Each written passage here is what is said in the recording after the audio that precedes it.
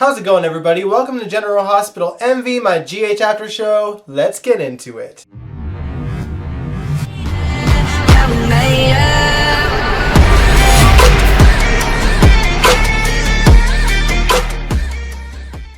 Hey everyone, let me start off by saying happy Thanksgiving to my fellow Canadians out there. As we speak, my family is cooking Thanksgiving dinner upstairs, so I'm going to speedrun this as fast as I can so I can eat and be with my family. Ava got a call from Ryan Chamberlain and she agreed to meet him. Sometimes I forget that he chopped his hand off. Anyway, as we already knew, Ryan had that letter from Nell which states that Julian knew the truth about Wiley long before anyone else did, and he uses that to his advantage by blackmailing Ava into giving him weekly visits just to talk about life.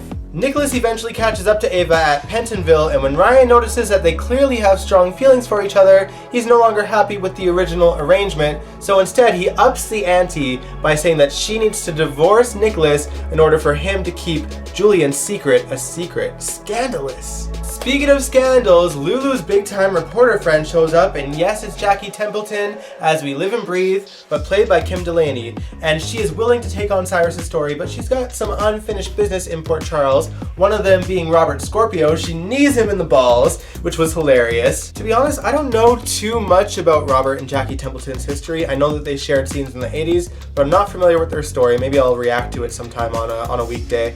But one of the bigger scandals is that Jackie Templeton is actually Harrison Chase's mom and Finn's stepmom, which we all know Finn doesn't like for some reason. I can't wait to dive into that actually. Now the scandals keep rolling in, especially where Dr. Liesl Obrecht is concerned. We learned last week that she was the mastermind behind the plan for the WSB to take down Peter August.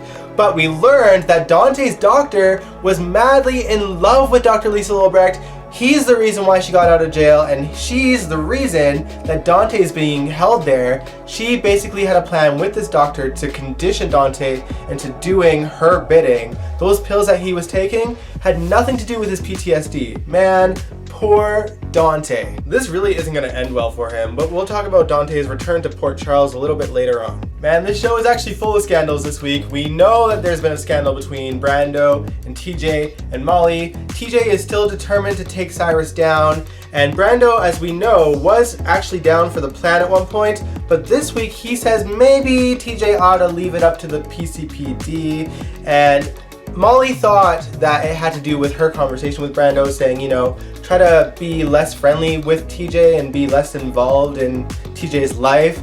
But I think, and we find out later that it really is the case, that Brando is putting things in motion so that he can work undercover with Cyrus for Sonny and Jason. Truthfully, I really don't think it's gonna work, but I hope it does because I'm really sick of seeing Cyrus waltz around town, not even hiding the fact that he's a bad guy, but constantly getting away with it. I mean, this week he went up to Jordan and Curtis and he wants Jordan to pull a file from the PCPD. We don't know why. I'm curious as to why as well. But then he had the audacity to go up to my girl Trina and talk about her father. And of course, Trina is more determined than ever to clear her father's name. Sadly, we already know that Taggart actually did frame Cyrus for his crimes, but I feel like she'll probably find out that Jordan actually helped him, and that'll make things a lot more messier. Trina already has enough to deal with. I mean, we saw the 4 kids at homecoming.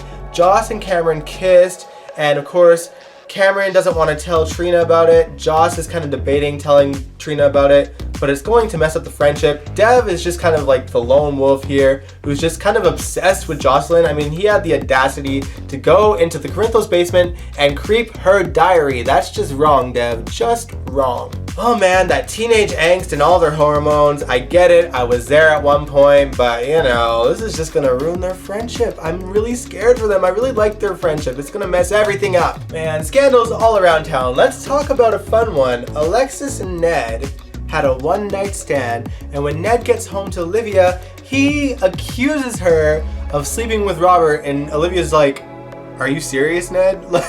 Anyway, she tells him the whole story, and Ned is certainly feeling guilty about it. Not that Ned will actually confess that he slept with Alexis, but it makes things kind of messy because apparently Alexis and Olivia are good friends. I'm assuming this happened on Off-Screen GH, because I don't even remember the last time the two of them actually shared scenes together that showed that they had some kind of friendship, you know? At one point, Olivia actually caught Alexis at the Metro Court pulling out a big bottle of vodka from her purse. Apparently, Alexis has never heard of travel-sized vodka.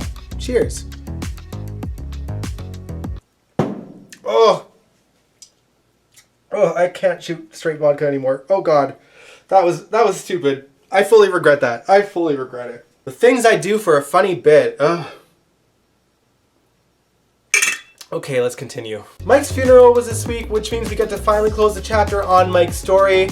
I thought that the funeral was beautiful, and before you ask, yes, I did cry. I actually cried when Jocelyn was singing that song. She sounded amazing, and that song was beautiful. And of course, when they were showing all the flashbacks of Mike, that's when I lost it. I was just like having tears roll down my face, and I was just weeping and just but no one was watching me. My family was not home, so no one caught that. Too bad. Too bad. Also, Christina was at the funeral. She finally shows up for Mike. I don't know why they didn't have her included when he was dying, but at least she was there for the funeral. And then, of course, we had one last really great scene between Max Gale and Maurice Bernard. How could they not? They've been pure gold the entire story. It was Ghost Mike talking to Sonny, and when Mike leaves the church, in walks Dante Falconeri. Now, at this point, everyone's already out of the church. The funeral's over. Dante was too late.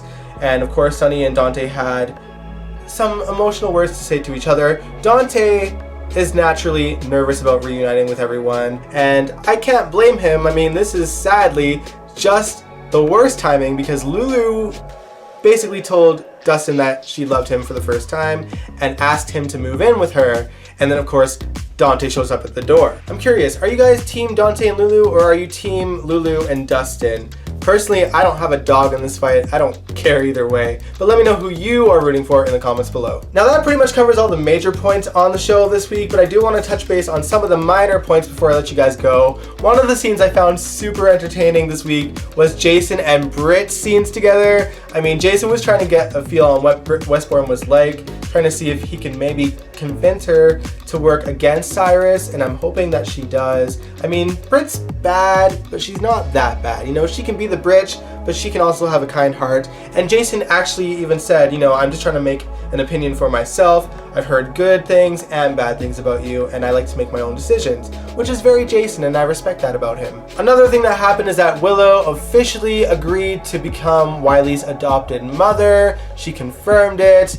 Honestly, I am still a mad Chillo fan, so I have nothing else to say about Michael and Willow, so we're just gonna leave it at that. So let's talk about Brooklyn for a second. She and Amy shared scenes, and we're about to get Ask Man Landers, the sequel.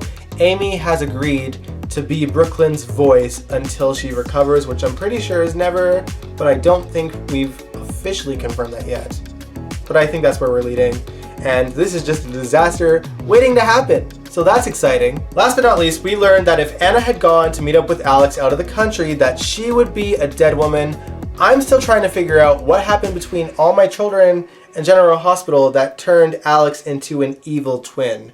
Like, I didn't watch All My Children, but I did watch a lot of the highlights of Alex and Anna together on YouTube, and she didn't seem sinister. Like, she didn't seem like a supervillain. It's weird. Am I wrong? Can someone that watched All My Children, like, thoroughly tell me if Alex was evil at any point? Like, from what I recall, I think she was being mind controlled at some point, but she wasn't evil. Soaps are weird. But yeah, that's all, folks. Once again, I want to say a happy Thanksgiving, especially to my fellow Canadians out there that watch the show.